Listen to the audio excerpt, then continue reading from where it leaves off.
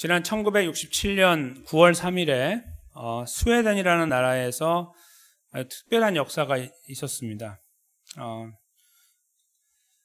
그 나라에 원래 이제 자동차가 들어가서 교통법규가 만들어져서 활용화된 거는 18세기인데, 그러니까 233년 정도 동안에 원래 그들은 어떻게 길 통행을 했냐면은 왼쪽으로 다녔어요. 우리 미국은 한국도 그렇고 대부분의 나라가 다 오른쪽으로 다니잖아요. 차가 오른쪽에 서 있죠. 길 있으면 이렇게 중앙선이 있으면 오른쪽에 다니잖아요. 근데 왼쪽으로 다니는 나라들이 몇 군데 있죠. 영국하고 일본 이런 나라들. 근데 그런 나라의 특징은 자동차가 달라요. 그러니까 이 운전석이 오른쪽에 있어요. 그래서 이렇게 하게 되는데 그게 아마 사람이 갖고 있는 인지 능력 때문에 그런 것 같아요. 제가 정확하게 그걸 분석을 못 해봤거든요. 근데 아마 그것 때문에 그런 것 같아요. 근데 이 나라는 특이하게도 미국에서 차를 수입해서 썼기 때문에 왼쪽에서 운전을 했거든요. 저희 지금 차가 똑같아요. 저희가 타는 차하고 똑같이 왼쪽에서 운전을 하는데 길은 왼쪽이에요. 그러니까 왼쪽에서 운전하면서 왼쪽으로 가는 거예요. 뭐 문제가 있겠나 싶은데 사고가 엄청나게 많이 난 거예요. 그 역사 속에.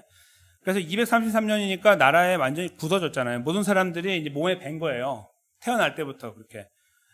근데 이 스웨덴에서 이걸 가만두면 안 되겠다 싶어서, 왜냐하면 점점 더 차가 늘어나고 있고, 당시에 고민했을 때가 50만 명이 이제 운전을 했는데, 지금 시간이 지나면 230만 명쯤 될 거라고 판단을 한 거예요. 불과 한 20년 사이에.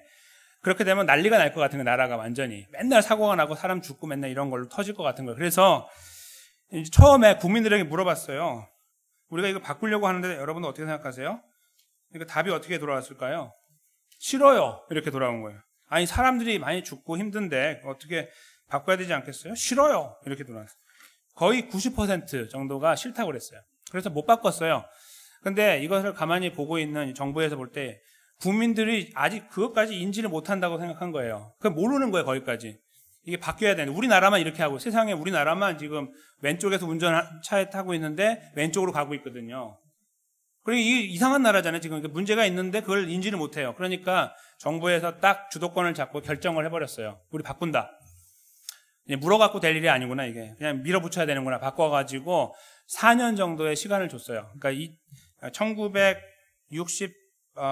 63년에 결정을 하고 67년에 바꾸게 된 거예요. 그래서 4년 정도의 시간을 주면서 캠페인을 했어요. 우리 이제 바꾼다. 계속 교육을 해. 4년 동안 귀가 따갑게 교육하고.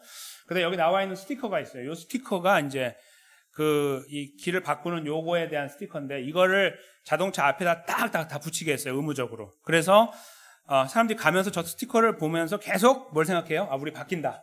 우리 지금은 내가 왼쪽에 있지만 내가 이제 곧 여기로 간다. 4년 동안 정신교육을 시키고, 그 다음에 기간 투자를 해야 될 거 아니에요. 길을 다 바꿔야 되잖아요. 길에 있는 화살표 같은 거, 이렇게, 여기서 이렇게 오른쪽으로 들어가는 거는 거꾸로 나와야 되잖아요. 차가 반대로 막. 그런 거 다 바꿨어요. 엄청난 돈을 투자했습니다. 그리고 이거를 실패하면 죽는다 싶을 정도로 이들이 전쟁을 치르는 것처럼 4년 동안에 일을 했어요. 그리고 이제 바꾸는 날이 됐어요. 9월 3일. 1967년 9월 3일. 어떻게 바꿨냐면 새벽 4시 50분. 그러니까 새벽 4시 50분은 차가 별로 없을 거 아니에요. 근데 그때도 차가 있잖아요. 새벽 4시 50분에 올 스톱 하는 거예요. 이거는 반드시 지켜야 돼요. 안 그러면 무조건 이건 벌금이에요. 올 스톱. 무조건 차가 서야 돼요. 길에서 가다가. 근데 어떻게 해요? 10분 시간을 주는 거예요. 10분. 새벽이니까 차가 별로 없죠. 그러니까 왼쪽에 있는 차들이 전부 슬금슬금 기어서 오른쪽으로 딱 서게 만든 거예요. 그리고 그 다음에 나오는 차들은 무조건 그때부터 오른쪽으로 타게 만든 거죠. 그래서 5시 정각부터 이제는 오른쪽 통행이 시작된 거예요. 결과가 어떻게 됐을까요? 사고가 났을까 안 났을까? 사고가 좀 났어요. 헷갈리는 사람도 있으니까. 그러나 사고율이 40%가 떨어졌어요. 바로 40% 떨어진 거예요. 데이터를 보고 놀란 거예요, 사람들이. 사고가 안 나요, 이제. 사고가 나도 경미한 것밖에 안 나는 거예요. 그러니까 그들이 얼마나 척박한 환경에서 운전을 했는지 아시겠죠? 저희는 안 해봐서 모르는 거예요. 근데 그분들은 몰랐어요, 그걸. 근데 깨우침을 주니까 알게 돼서 결과적으로 강하게 바꿔놓고 강압적으로 바꿨는데 보니까 너무 좋은 거예요. 그래서 그 나라가 지금은 평안하게, 물론 사고가 나겠지만 이제 저희와 같이 오른쪽 통행을 하면서 이제 그 사고율을 줄여나가고 있다. 이제 그것이 지금 현실입니다. 이것을 위해 투자한 그런 액수를 따지면 돈이 엄청나게 들었겠죠. 바꿔나간 도로 사인만 해서 36만 개를 바꿨다고 그러니까 이 길에 있는 도로 사인만. 물론 지금으로 따지면 훨씬 몇백만 개가 되겠지만 당시에는 그랬다는 거예요. 그렇게 바꾸고 투자를 많이 했어요. 이것이 만약에 효과를 거두지 못했다면 사람들의 비웃음을 샀겠죠. 그거 그냥 233년이나 있던 거 놔두지 뭐 바꾼다고 해가지고 그랬냐 이럴 수 있는데 결국 4년의 준비 끝에 바뀌게 되고 결과 얻었을 때 사람들의 박수를 받게 돼요. 주변 사람들로부터. 여기 이 사진은 당시에 그 그러니까 그 교통 혼란은 아니고 당시의 상황이에요. 바뀌기 전에. 그러니까 바뀌기 전에 상황이 저랬다는 거죠. 이렇게 사람들이 다닐 때에 그 혼란 속에 있었던 거, 이제 그걸 보여주는 상황인데, 저게 이제 그 스웨덴 말로 다겐 H라고 부르는데 이건 영어식 발음이고요. 이게 정확하게 발음 모르겠어요. 근데 그 계획을 세워서 일을 진행해서 성공을 거두었다는 거예요. 그 나라에게 있어서는 이 역사는 다음 향후 100년을 이끌어가는 계획이 됐을 거예요. 그렇죠? 그리고 앞으로 스웨덴이 발전하게 되는 아이키아로 잘 알려진 스웨덴이 발전하게 되는 이 다음 스텝은 바로 이 길 제도를 바꾼 것 때문이라고 말해도 과언이 아닐 거라고 생각해요. 그 정도의 소망의 이유가 된 거죠. 보여지는. 근데 이것은 이 나라만이 아니고요. 저희 대한민국도 마찬가지로 엄청난 일들을 이루었어요. 훨씬 더 짧은 시간 안에. 그렇죠? 전쟁 이후에 지금 선진국 대열에 지금 들어가서 OECD라고 하는 일종의 선진국 그 대열 속에 들어가 있잖아요. 그런 식으로 엄청난 발전을 이룬 것들이 많아요. 우리나라도 많고 세계에 많이 있습니다. 이것이 하나의 이제 대표적인 예가 되는 건데 저희들의 인생 속에도 이런 모습들이 있어요. 그렇죠? 여기까지 걸어오시는 가운데 맨날 부딪히고 넘어지고 쓰러지고 망가지고 다치고 부러지고 이러고 오셨습니까? 아니면은 계획한 거 하나 둘씩 이러고 오셨습니까? 이러고 오신 일들이 많아요. 그렇죠? 계획했던 것들 하나 달성하면 거기에서 작은 기쁨을 느끼고 하시고 또 다음 걸음을 이렇게 계획하고서 준비하시고 피와 땀을 흘린 다음에 열매를 거두고 이런 것들을 저희가 또 거두어 왔단 말이죠. 그것이 어떤 분들은 아주 큰 것들이 많았고 어떤 분들은 작았을 따름이지만 우리가 그런 것들을 많이 가지고 여기까지 왔습니다. 그런데 이상하게도 이게 해가 바뀌면서 저희가 계획을 세울 때 보면 자, 우리가 그래도 소망을 갖고 다시 2022년 계획을 세워봅시다 이렇게 할 때 저희들 마음속에 이렇게 남아있는 생각들은 일종의 앙금 같은 것들이 더 많아요. 그러지 않으신가요? 근데 무슨 말씀이냐면은 잘 되고 잘 왔다는 것에 대한 긍정적인 생각과 평가 때문에 다음 걸음을 내가 갈 수 있다는 확신 속에 계획을 세우기보다는 시간이 가면 갈수록 그러니까 연세가 들어가면 들어갈수록 그렇게 못한다는 거예요. 왜 그럴까요? 거기에 그 시간과 시간에 비례해가지고 실패가 많았기 때문일 거예요. 계획한 것들 잘 이루지 못하는 그런 상황들을 많이 경험하고 많이 무너졌고 많이 주저앉았기 때문일 거예요. 그러니까 한편으로 보면 저희 삶 자체에 성공적으로 걸어오면서 이루어왔던 것들이 이렇게 주변에 있는데요. 그런 것들을 이렇게 바라보면서 다음 걸음을 계획할 수 있는 상황에 분명히 있는데도 불구하고 그렇게 잘 하지 못하는 것은 이쪽에 있는 어두운 부분들의 어떤 결과들이 우리의 자신감을 빼앗고 우리의 용기를 빼앗기 때문이라는 거예요. 그 시간이 지나서 많이 가다 보면 이제는 자포자기를 하는 거죠. 그냥 안 된다고 해버리는 거예요. 그것이 많은. 여기에 분명히 좋은 것들이 있는데도 불구하고 바라보지 못하게 바뀌게 된다. 이렇게 생각을 해요. 그러니까 저렇게 스웨덴의 저런 역사 같은 일들이 이렇게 우리 삶 속에 많이 일어나서 우리가 2022년도 아주 좋은 일들이 많아질 거예요. 그냥 공수표가 아니라 실제적으로 내 자신 있어요라고 하는 그런 생각들을 저런 나라들처럼 만들어 나가기가 그렇게 했으면 좋은데 그것이 참 어려운 실정 속에 있다는 거예요. 저는 저희가 굳이 생각을 깊이 하지 않으셔도 오늘 2022년에 나의 계획은 무엇인가? 나는 어디를 향해 가고 싶은가를 생각하시면 드러나요. 특별히 코로나19가 딱 등장을 해서 우리에게 더 안심을 시켜줘요. 다 그렇다고 생각하는 거예요. 다 힘들어. 코로나 때문에. 이런 생각들이 있을 때 조금 더 안소의 한숨을 쉬면서 자꾸 뒤로 후퇴하는 거에 대해서 별로 부담감을 느끼지 않을 수도 있다는 거예요. 성도님들께서는 어느 위치에 계십니까? 2022년을 시작하는 이때에 어느 위치에 계시고 무엇 때문에 이 계획을 소망 가운데 세울 수가 있으며 그걸 붙잡을 수 있다고 생각하십니까? 아주 드라마 같은 일들이 작년에 많이 벌어졌기 때문에 오늘도 나는 자신 있다고 생각하시는 분도 계시겠지만 혹시 그런 것들이 하나도 없는데 나보고 어떻게 하란 말입니까? 하소연하실 그런 분들은 계시지 않습니까? 오늘 본문의 말씀은 저희들에게 이렇게 새해를 맞이해서 다음 걸음을 준비하는 그 상황 속에 있는 저희들에게 메시지를 주고 계십니다. 어떤 의미에서 저희와 어쩌면 많이 흡사할 수 있는 조건 속에 있던 한 사람이 등장하는데 그 사람이 하나님과의 관계 속에서 주고받는 대화 속에 드러나고 있습니다. 저희가 그것을 들여다보면서 우리에게 이 말씀을 통해 하나님께서 허락하시려고 하는 메시지가 무엇인가 함께 찾아가기 원하고, 동시에 그것은 저희가 어떤 여건에 처해 있든지 간에요.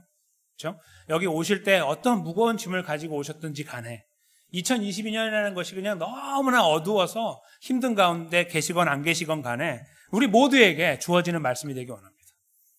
그리고 그것이 우리의 마음을 파고 들어와서 우리 잘 박힌 모처럼 확 깊이 박혀서 떠나지 않는 말씀이 되기 원하고, 우리 2022년의 표에 나와 있는 이 말씀 그대로 우리 삶 속에 이루어져 나가는 그런 말씀이 되기를 소망합니다. 그런 소망을 가지고 우리가 말씀 속에 들어가도록 하겠습니다. 오늘 이 말씀은 바로 제가 말씀드린 그 한 사람의 이름은 예레미야인데, 예레미야는 구약시대를 살았던 선지자의 이름입니다. 예레미야서를 기록했던 사람이고, 시간적으로 보면 이스라엘이라는 나라가 북쪽과 남쪽이 나누어져서 이렇게 오다가 북쪽이 한 100여 년 전에 먼저 망하고 남쪽만 근근히 버티고 있었는데, 그 남쪽을 하나님 멸망시키기 위한 계획을 예레미야에게 말씀하셔서 예레미야가 그걸 들어오면서 복음을 그 하나님 말씀을 전하는 역할들을 했던 것이죠. 즉 다시 말씀드리면 유다라는 나라가 망하기 전에 하나님 메시지를 전했던 사람이라는 거예요. 그리고 당시에 동시대를 살았던 또 한 명의 선지자는 에스겔이었는데, 이 두 사람이 같이 이렇게 같은 공간에서 복음을 전하다가 어느 순간에 이제 바벨론이라는 나라를 통해 하나님 멸망을 시켰는데, 이 멸망시키는 과정 속에서 포로로 잡혀가는 일들이 3번에 걸쳐서 벌어졌는데, 그 포로로 잡혀간 사람 중에 에스겔이 있었어요. 그래서 에스겔은 하나님께서 어떻게 사용하셨냐면 포로로 있는 바벨론에 있는 사람들을 위해 말씀을 전하게 사용하셨고, 예레미야는 이쪽에 아직 남아있는 사람들을 위해 말씀을 전하게 사용하셨어요. 동시대에 다른 역할을 한 거죠.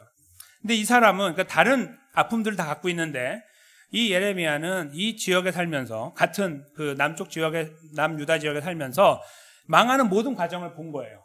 처음부터 끝까지 어떻게 망해가는지를 다 보고, 그 내용들이 너무 가슴이 아픈 거예요. 예레미야서는 그것을 예언하는 거고 경고하는 메시지가 있는데요, 예레미야 애가는 그 과정을 다 지나가면서 이 무너지는 가슴을 부여잡고 시편같이 쓴 거예요. 그래서 이 정확하게 보면 시편, 시 있잖아요. 시처럼 만들어져 있어요, 이 예레미야 애가는. 그리고 조금 더 정확하게 말씀드리면 히브리어, 그러니까 그 이스라엘 말의 그 알파벳이 22개거든요. 그 자음이 22개인데 그 22개를 그러니까 매 절마다 넣었어요. 이렇게 예를 들면 알렙, 베트, 김멜, 달레 이렇게 시작하거든요. 근데 그 한 절마다 그 첫 번째 알파벳을 넣는 거예요. 1절은 첫 번째 알파벳, 2절은 두 번째 알파벳, 이렇게 넣어가지고 시처럼 이렇게 쓰는 거예요. 그래서 그 원래 원어를 보면 굉장히 아름답게 돼 있어요. 이렇게 구성이 이렇게 돼 있거든요. 근데 그래서 21장과 2장은 22절로 돼 있어요. 그냥 한 번씩 이렇게 훑어준 거죠. 4장과 5장도 22번으로 돼 있어요. 그래서 22절로 다 구성되는데, 이 유독 3장만 강조하기 위해서 3절씩 구성돼 있어요. 그래서 66절이에요. 그래서 1절, 2절, 3절이 알렙으로 돼 있는 거예요. 첫 번째 알파벳으로. 4절, 5절, 6절이 두 번째 알파벳으로. 이렇게 구성이 돼요. 그래서 이렇게 보면 눈으로 딱 구별이 되게 해가지고 단어들을 거기서 만들어가지고 이 시편을 시작하고 있는 거예요. 일종의 시편이거든요. 오늘은 이제 3장이기 때문에 이제 그 3절씩 묶여 있을 거 아니에요? 8번째 알파벳이 헤트라고 하는데, 헤이트나 헤트인데, 이 헤트가 있는 그 부분이 22절부터 24절이에요. 그래서 제가 이렇게 묶어 놓은 거예요. 저희가 보통 읽을 때에요, 24절을 빼고 읽어요. 이 성경을 많이 읽으신 분들은 이 본문이 굉장히 익숙하거든요. 찬양 저희 불렀죠. 오늘 마지막 찬양하고 이 찬양이 똑같아요. 이 찬양이 이 부분에서 나온 거예요. 그래서 아침마다 새로운 이 찬양을 부르는 게 여기서 나온 거예요. 거기까지 저희가 끝나가지고 이제 이해를 하려고 하는데, 저는 그 단락으로 봐야 되기 때문에 24절까지 읽은 거예요. 그렇게 이제 보고요. 그 예레미야가 그 어려운 가운데 이제 자기의 그 아픔을 이제 표현하는데, 첫 번째 이렇게 돼요. 오늘 본문에는 없지만 1장과 2장의 요약을 보면, 첫째로 이스라엘 백성, 정확하게 유다 백성들이 하나님께 범죄했고 하나님 말씀을 들어서 회개하지 않았기 때문에 하나님 마음이 아팠다는 것을 인정해요. 둘째, 그러므로 하나님께서 이스라엘을 진노해서 바벨론을 통해 멸망시켰다는 사실도 인정해요. 그러니까 그의 머릿속에는 다 인정이 되는 거예요. 잘못한 거고 그에 대한 합당한 벌을 받았으니까요. 그러나 그 과정을 지나갈 때 보면 그 수없이 망가지고 무너지는 여성들 있잖아요. 전쟁에 나면 여성들이 굉장히 힘들죠. 그런 건 다 눈으로 보는 거예요. 아이들을 막 바위에 메어 치는 걸 보는 거예요. 들어가 거꾸로 치는 거. 그 아이들이 죽는 거, 여인들이 범해지는 거, 이런 것들을 다 눈으로 보는 거예요. 이게 너무 합당한 일인데 내가 그걸 지나가니까 감당이 안 되는 거예요. 그걸 눈으로 본다는 것이 얼마나 힘들었겠어요. 그렇죠? 다 알고 있었어요. 이렇게 될지. 그러나 그걸 실제로 경험하고 나가니 견디지를 못하는 거예요. 그 아픔들을 토로하는 거예요. 하나님 너무 힘들어요 라고 하는 것이 1장, 2장에 쫙 기록되어 있어요. 알겠는데요. 그런데 3장은 톤이 바뀌어요. 그 다른 사람 이야기로 1장, 2장은 쓰고 있어요. 우리가, 저들이 뭐 이런 식으로 쓰고 있다 갑자기 3장이 되면 내 이야기가 되는 거예요. 하나님 이것은요 저들만의 이야기가 아니고 저들만의 아픔이 아니고 제 아픔이에요. 저도 힘들어요. 저도 이 안에서 하나님 저를 싫어하는 것 같고 나를 미워하는 것 같아요 라고 내 느낌을 솔직하게 하나님 앞에 말씀드리고 있어요. 이 3장에서. 그런데 그렇게 오다가 오늘 본문 바로 앞에 21절에서 이 분위기가 약간 틀어지게 되는데, 어떻게 틀어지냐면 그가 말하기를 제가 이런 아픔 속에 있는데 잠시 시간을 내서 과거를 생각해 봤습니다. 이렇게 과거, 지금까지 걸어왔던 이 삶에 대한 과거를 잠깐 생각하는 시간을 갖습니다. 이렇게 표현하거든요. 그런 다음에 이 목소리가 확 바뀌는 거예요. 그게 바로 오늘 본문입니다. 그러니까 지금 여기 예레미야가 그 극심한 어려움 속에 있는데도 불구하고 여기에서 이런 밝은 목소리를 내는 것은 분명히 21절에 있다는 것을 알게 돼요. 무언가 생각을 해봤더니 라는 거예요. 근데 그 생각 속에 나온 결론이 무엇인가 보실까요? 22절에 보세요. 여호와의 자비와 긍휼이 무궁하다 이거예요. 그 생각을 하고 나서 내린 결론이 뭐냐면 여호와 하나님의 자비하심과 긍휼이 영원하다 그런 말이에요. 지금 이 아픔 속에서는 도저히 끄집어낼 수 없는 고백이죠. 근데 그 고백을 어떻게 꺼냈을까요? 예, 과거의 이야기를 보니까 그것은 자기 개인의 이야기도 되고 조금 더 나가면은 이스라엘 이야기도 되고요. 이스라엘도 작게는 유다가 그동안에 걸어왔던 잘못된 걸음에 대한 이야기도 되고요. 조금 길게 보면 저 옛날 역사, 그렇죠? 창세기부터 시작된 저 역사 속에서 드러나는 하나님의 걸음을, 역사하심들을 헤아려 보는 거예요. 그것을 하나하나 이렇게 하나하나 헤아려 보는 거예요. 끄집어내서 생각하고 다시 집어넣고 또 하나 끄집어내서 생각하고 하다 보니까 나온 결론이 여호와 하나님의 자비와 긍휼이 영원했다는 거예요. 지금까지 변질되지 않고 끊임없이 왔다는 것을 그가 찾아낸 거예요. 여호와의 자비라는 말은 저희가 잘 와닿지 않기 때문에, 자비라는 말은 불교 용어의 자비가 아니에요. 뭔가를 좀 너그러운 마음 베푸는 이런 것이 성경의 자비가 아니고, 더 정확한 용어는 2년 전에 제가 추수감사 예배 때 말씀드렸던 책임이에요. 책임을 감사하라라고 제가 그 제목으로 말씀을 전했던 것을 기억하실 것입니다.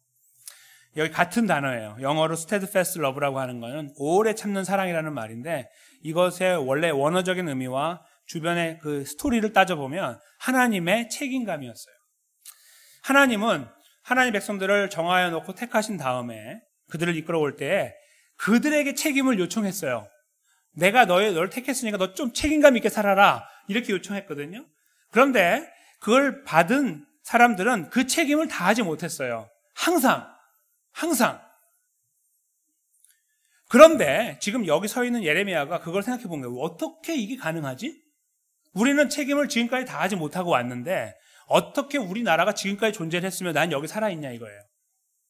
그리고 사실은 예레미야에게 내가 70년 후에 너희를 다시 돌아오게 하겠다라는 말씀까지 주셨기 때문에 회복의 메시지까지 주셨거든요. 그러니까 이 전체적인 그림을 볼 때 이게 이해가 안 되는 거예요.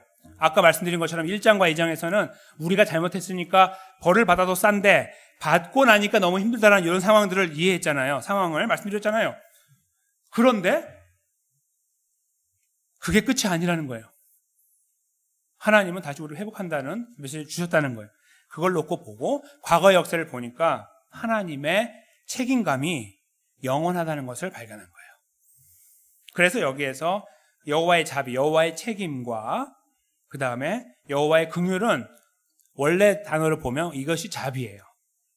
그래서 제가 여기 예배 순서지 앞에 이 말씀을 이렇게 저희 표와 관련된 말씀을 예배 순서지 앞에 넣어드렸잖아요. 거기에 보면 제가 그렇게 조금 바꾸어서 써놓은 거예요. 여호와의 책임과 긍휼. 책임과 긍휼이 아침마다 새롭다라고 제가 적어드린 것입니다. 바로 이 이유 때문이에요. 그래서 여호와의 책임이 영원하고 여호와의 긍휼 또는 자비하심인데 이거는 조금 저희가 다른 말로 쓰면요. 불쌍히 여긴다는 말이에요. 그러니까 하나님께서 자기가 책임을 지실 때 보면 분명히 우리가 망가졌잖아요. 책임을 못 졌잖아요. 그러면 그거를 돌이키고 회복하기 위해서 책임감을 발휘하실 때에 거기에 뭐가 필요하겠어요? 그 상대방에 대한 불쌍히 여김이 없으면 불가능하죠. 그래서 하나님께서는 이 두 가지가 함께 움직여 나가는 거예요. 책임을 지기 위해서는 내가 책임지려면 저기가 잘못했는데도 내가 잠깐 벌을 내리지만 내가 다시 그들의 책임을 감수하겠다고 하시면은 그들이 불쌍하게 여겨져야 되는 거예요. 그래서 불쌍히 여기심이 따라와요. 그래서 이 단어의 더 분명한 의미는 불쌍히 여김이라는 말이에요. 성경은 다른 부분에서는 이 같은 단어를 불쌍히 여김이라고 번역하고 있습니다. 그래서 하나님께서 이 역사를 보니 책임을 지시고 그것을 위해서 항상 하나님 백성들을 불쌍히 여기시더라. 이걸 확인한 거예요. 근데 그것이 지금 여기도 있다는 것을 알게 된 거예요. 지금 감당할 수 없는 상황 속에 있는데 막 사람들이 죽어나가고 피 비린내가 낭자한데 피가 낭자한 가운데 있는데도 거기에서 그 하나님의 이 묵상 속에 나오는 거예요. 하나님이 우리를 책임지고 계시고 하나님이 우리에게 불쌍히 여기심으로 함께하고 계시는구나를 그가 고백하게 된 거예요. 그래서 오늘 한국말 성경에는 우리가 진멸되지 아니함이니이다라는 표현이 담겨 있는데 이건 원래는 없어요. 의역으로 붙은 거예요. 그러니까 이게 문맥으로 보면 우리가 왜 그 하나님을 내가 왜 기억하냐면 그 하나님의 책임지심과 그 다음에 불쌍히 여기심이 우리와 함께함으로 우리가 완전하게 망하지 않는다 그런 말이에요. 근데 여기에 없어요. 근데 예레미야 이거를 이제 번역하면서 흐름 속에서 그 말이 들어가면 더 이해가 편하니까 넣은 거예요. 같은 맥락이에요. 지금 이 노래를 할 수 있는 이유는 우리가 완전히 망하지 않은 거예요. 그루터기에 나무를 잘랐지만 그루터기가 남아있는 것처럼이라는 표현이 나오거든요. 나무를 잘랐지만 뿌리까지 파내지 않은 거예요. 하나님이 잘라놓고 다시 일어날 수 있도록 하시는 거예요.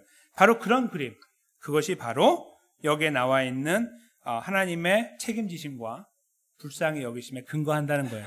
그래서 이것을 번역할 때에 우리가 진멸되지 않습니다라고 쓴 거예요. 그것 때문에.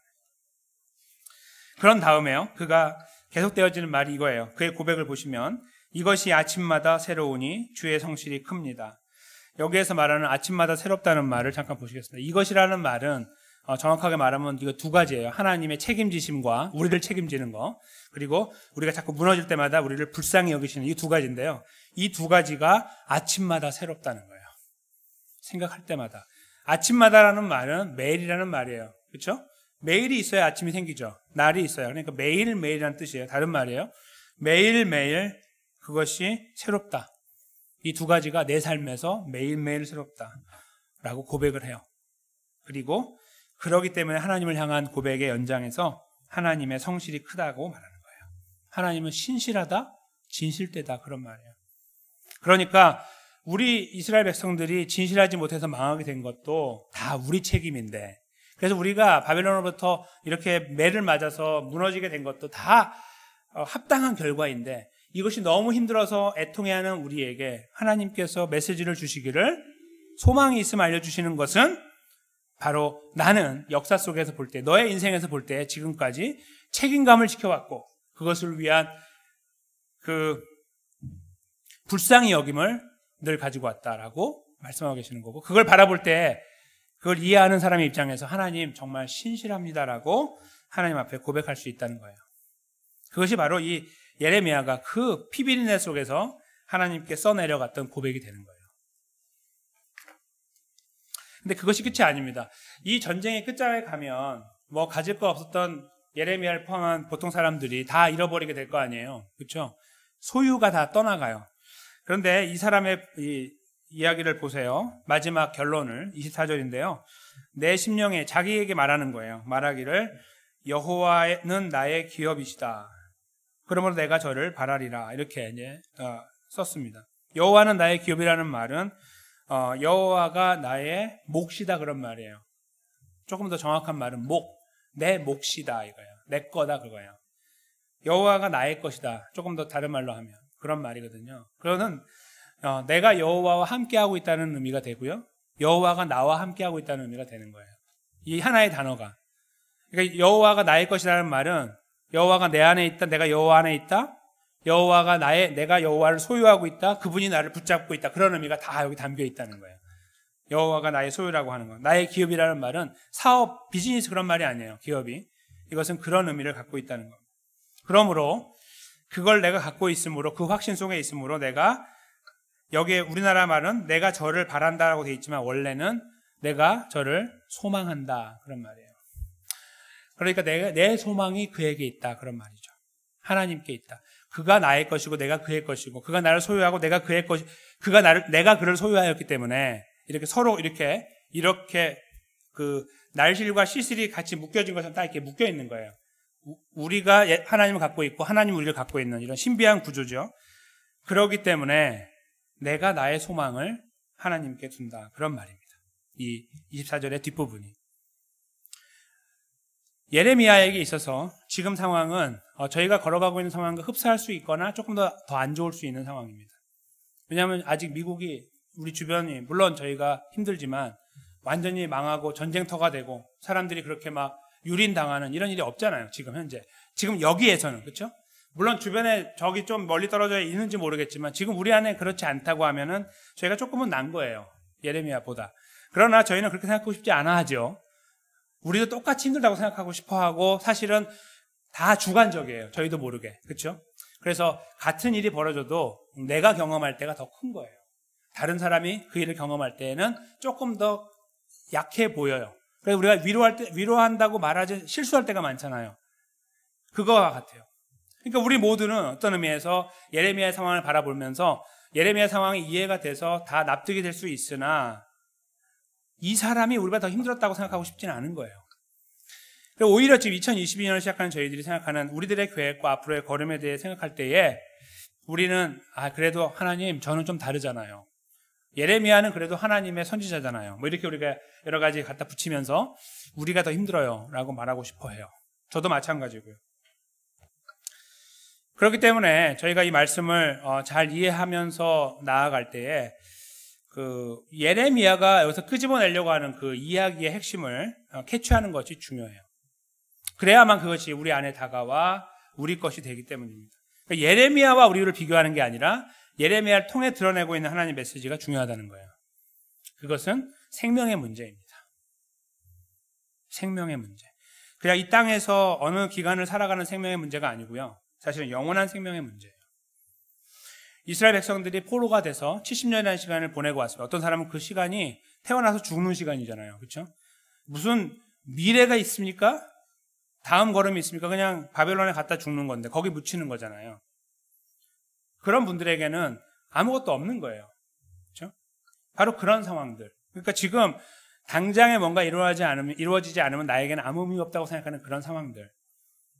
바로 그런 상황들을 한번 이렇게 염두에 생각을 한번 해보십시오. 그런 상황 속에서 예레미야를 통해 주시는 메시지가 내가 너를 붙잡고 있다. 내가 너의 이 생명의 문제를 책임진다. 내가 너를 불쌍히 여긴다라고 하시며 그것이 내가 지금까지 한 번도 변하지 않고 왔다라고 하시면 우리에게 반문이 생기게 됩니다. 그렇죠? 어떤 부분에서요? 라고 물어보게 돼요. 우리는 그렇지 않은 일을 많이 경험해 왔으니까 말이죠. 만약에 여기에서 하나님께서 너의 모든 인생의 걸음이 그랬다라고 말씀하셔도 답이 틀린 것은 아니에요. 저희가 인지하지 못하는 것이 있으니까요. 그러나 여기에서 하시려고 하는 말씀은 생명의 문제라는 거예요. 너의 생명의 문제. 그것도 이 땅에서의 문제가 아니라 영원한 생명의 문제. 저희가 많이 놓치고 있는 부분이에요. 어저께 부고를 들었을 때에 물론 저는 이제 지금 이제 하나님께서 인도하심을 통해서 또 미리 뵐 수 있는 기회가 있었어요. 그래서 이제 구원의 확신을 함께 나누고 메시지를 전달해드리고 함께 기도하는 시간을 가졌던 건 참 감사드리는데요. 근데 그 부고를 들었을 때에 참 마음이 힘들었습니다. 지금 코로나가 시작돼서 2019년에 그러니까 2020년이죠. 2020년에 우리 그 박선순 권사님을 시작해서 그리고 작년 2022년에 우리 박민자 권사님과 김혜영 권사님 하나님께서 이렇게 주님의 품에 안아주셨는데 개인적으로 그 한 분 한 분을 볼 때는 너무나 아름답고 귀하고 복된 일이나 떠나보내는 자의 입장에서 너무 마음이 아프고 힘들었죠. 근데 그것이 계속되는 이 시간을 지나면서 저도 굉장히 힘들었어요. 자꾸 어두워지는 것 같고 상황이. 그러니까 제가 무슨 모든 게 막 이렇게 바뀌었다, 어두워졌다, 막 망가졌다 그런 말이 아니라 많이 힘들었다는 거예요. 이렇게 보내드리는 것이. 그런데 제가 한번 여기서 간증처럼 말씀드린 것이 있죠. 그렇게 하면서 제가 여기 있어야 되는 이유를 찾았다는 거예요. 그게 바로 목사가 하는 일입니다. 목사가 여기에서 해야 될 가장 중요한 일이 하나님의 말씀을 전하고 나누어 드리면서 우리의 마지막에 대한 준비를 하는 거예요. 예수님 오실 날을 준비하는 거고 그것을 제가 계속해서 강조하고 권유해 드리는 거예요. 물론 그 이후의 걸음도 제가 이 땅에 살아있다면 먼저 보내드렸다면 그 다음 걸음을 담당하는 건 당연한 거겠지만 더 중요한 거라는 거예요. 왜 여기서 제가 하나님의 말씀을 대변하고 있습니까? 저희가 하나님의 나라를 바라보기 원하기 때문입니다. 이 땅의 모든 것이 아니라는 것을 저는 계속해서 항변하고 싶은 거예요. 그것은 제 항변이 아니고 하나님의 항변입니다. 거기에 저희들의 생각이 몰두하고 있어야 되는데 저희는 그렇게 살지 못하고 있어요. 그렇기 때문에 이 계획이 안 세워지는 거고 힘들어지는 거예요. 거기에서 무너지는 것들이 자꾸 보여지기 때문이에요. 과거의 실패가 왜 오늘을 붙잡고 있냐면 내가 보여지는 이 환경들 때문에 그런 거예요. 내가 계획했던 눈에 보였던 어떤 계획들이 플랜 A가 무너지고 플랜 B가 무너지고 플랜 C가 무너지는 이런 것들을 경험하기 때문에 그렇다는 거예요. 하나님의 메시지에서 만약에 그런 부분에 대한 확신을 우리에게 주신다면 즉 걱정하지 말아라. 플랜 C는 내가 반드시 해줄게. 3, 4번에 내가 반드시 해줄게라는 그런 약속을 하나님이 여기다 심어놓으셨다면 성경은 말짱 다 거짓말이에요. 성경에서는 그런 약속이 없습니다. 죄송하지만 오늘 예레미야가 그것을 느끼는 거예요. 그것을 느끼는 거예요. 나라가 다 망했고 아이들이 다 돌에 바위에 머리를 막 매이 쳐가지고 막 머리가 터져가고 죽어가고 있고 여성들은 유린당하는 상황을 눈뜨고 보고 있으면서 거기에서 하나님의 자비가 어디 있고 역사가 어디 있습니까? 하나님 책임지심이 어디 있고 우리를 불쌍히 여기심이 어디 있습니까? 그렇죠? 근데 거기에서 찾아내는 거. 그동안에 걸어왔던 걸음 속에서 하나님께서 이스라엘을 끝까지 붙잡고 하셨던 하나님의 신실하심. 그것을 발견하며 이스라엘 백성들을 향한 하나님의 계획의 진짜 깊이를 알게 된 거예요. 그것은 회복이에요. 회복. 그 회복은 다른 말로 구원입니다. restoration, 회복. 그것은 구원이에요. 망가짐에서 돌이키는 거예요. 우리가 아니라 하나님께서. 예레미야는 그 회복을 본 거예요. 그 회복하실 하나님을 신뢰하고 바라보게 된 거예요. 왜요? 억지로가 아니라 과거를 보니까 그게 보인 거예요. 그것을 발견하니까 그것을 고백하게 된 거예요. 그 하나님을 의지하게 된 겁니다. 오늘날로 바꾸면 영혼의 문제를 해결해 주신 하나님을 바라보게 된 거예요. 나의 영혼의 문제, 죽음 이후의 문제. 먼저 저희가 보내드리는 한 분 한 분의 걸음을 바라보면서 우리보다 앞서가신 그분들의 이 걸음에 천국으로의 걸음을 확신하고 있는 이 믿음을 갖고 있다는 사실, 그것에 집중한 거예요. 그러니까 하나님의 신실하심이 보이는 거예요. 뭐 보여질 거 하나도 없는 나 자신이 그 하나님의 은혜 안에 들어가 있다는 거, 그 다음에 하나님이 그 나를 은혜에 넣어준 다음에 나를 끝까지 붙잡고 계신다는 사실을 이렇게 생각만 해도 소름이 끼치는 거예요. 우리가 이렇게 뭔가 잘 하니까 하나님이 거기에서 기뻐하시면서 우리를 이렇게 인도해 나가시는 그런 것이 아니라 성경의 구조는 하나님이 갖고 계시는 거예요. 모든 책임을. 그러니까 우리의 구원이 안전한 거예요. 우리가 망가지건 우리가 잘 올라가고 성장하건 관계가 없다는 거예요. 이 메시지의 의미를 아시죠? 여러분들 그러니까 대충 적당하게 사세요. 하나님은 신실하십니까? 이런 메시지입니까? 아니죠. 정말 하나님이 그렇다고 하면 우리가 너무 부끄러워요. 너무 죄송하고. 우리가 이렇게 못하는데 그걸 극복하고 불쌍히 여기시며 우리를 붙잡고 계신다는 사실을 캐치하기 때문에 그래요. 너무나 죄송하고 가슴을 치게 되죠. 그게 진짜 성숙한 그리스도인의 반응입니다. 이 놀라운 구원의 역사. 예레미야가 그것을 한 거예요. 그걸 돌아보고 그걸 알게 된 거예요. 그래서 나의 영원한 이 포션, 나에게 있는 기업, 나의 소유는 하나님 한 분입니다. 이걸 고백하게 된 거예요. 하나님의 회복을 바라보면서, 믿음으로 바라보면서. 왜요? 과거에 그렇게 하셨으니까. 이것은 명백한 사실이니까. 지금까지 이스라엘이 버텨오고 지탱해온 이 역사 속에 버젓이 존재하고 있으니까요. 그 하나님을 발견하고 이 자기를 누르고 있는 상황 앞에 무릎 꿇지 않은 거예요. 거기에서 하나님의 신실하심을 다시 고백하게 된 것이고 그 위에 서기를 원했던 것입니다. 저는 저희들이 2022년을 시작할 때 이 예레미야의 고백과 같은 고백들이 살아있으면 좋겠습니다. 억지로는 하지 마십시오. 하나님께서 하시도록 역사해 주시기를 기도하기 원합니다. 저희가 함께. 여기 나와 있는 표를 한번 보실까요? 소망을 매일 경험하는 교회입니다. 매일 아침 소망을 경험합니다. 아, 내일은 잘 될 거야? 그런 말씀이 아니에요. 그렇죠? 조금만 버티면 뭔가 해결될 거야? 우린 그걸 기도하죠. 그러나 여기서 말하는 소망은 그게 아니라는 거예요. 여기서 말하는 소망은요, 하나님의 회복의 역사, 그걸 말하는 거예요. 근데 그것이 어떻게 이루어졌어요? 하나님의 책임지심과 우리를 불쌍히 여기심, 이 양 기둥이 우리를 붙잡아 오신 거예요. 그것이 소망이에요. 그 소망, 그 역사의 이야기를 알고 있는 우리가, 영원한 생명을 예수님을 통해 주셨다는 사실을 알고 있는 우리가 바라보는 소망이에요. 그것이 매일 아침 새로운 거예요. 내가 오늘 왜 살아야 되지? 왜 이 길을 걸어가야 되지? 이걸 잘 걸으면 저기 위로 올라가니까가 아니고 이 걸음을 잘 걸어서 오늘 예레미야가 보여주었던 이런 모습처럼 그리스도인의 모습을 우리가 더 닮아가고 나타내고 증거하며 그것을 우리 삶에서 살아내기 위해서예요.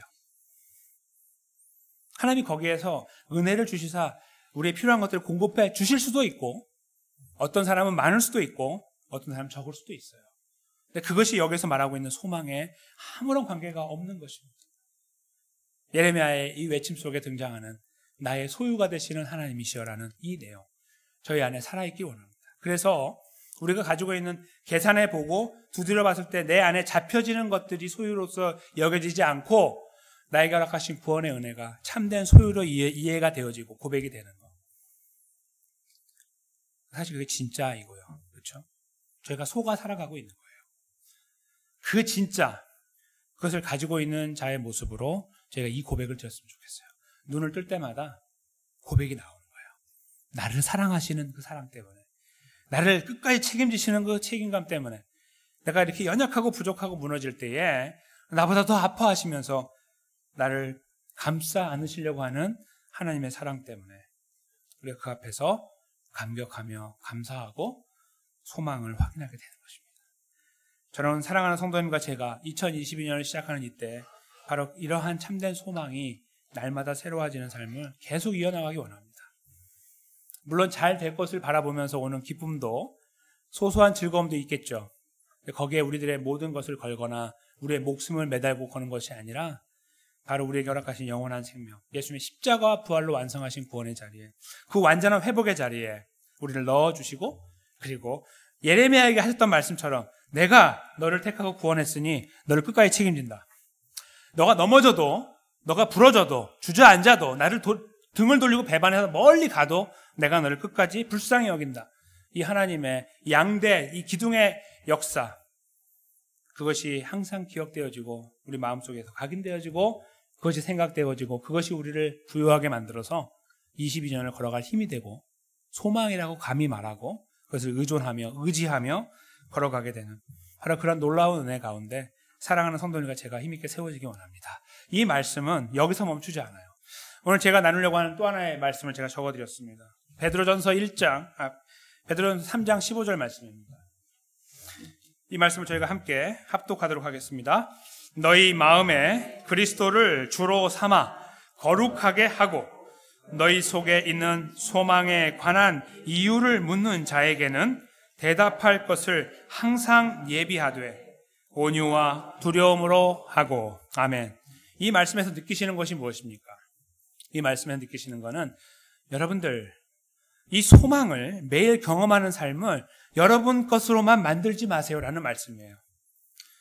우리 주변에요. 어쩌면 우리 자신도 그렇지만 우리 자신이 만약에 회복이 된다고 생각하세요. 이 말씀이 우리를 위로하고 격려해서 우리를 일으켰어요? 근데 우리 주변을 보니까요. 가장 가까운 가족 속에서 부모와 자녀 간의 관계 속에서 어떤 관계들 속에서 소망 없음을 보게 되고 절망하는 이들을 보게 되고 그런 상황들을 만나게 돼요. 우리가 그래도 소망이 있다라고 만약에 조금이라도 실수로 말을 한다면, 실수는 아니지만 그 실수처럼 여겨져요.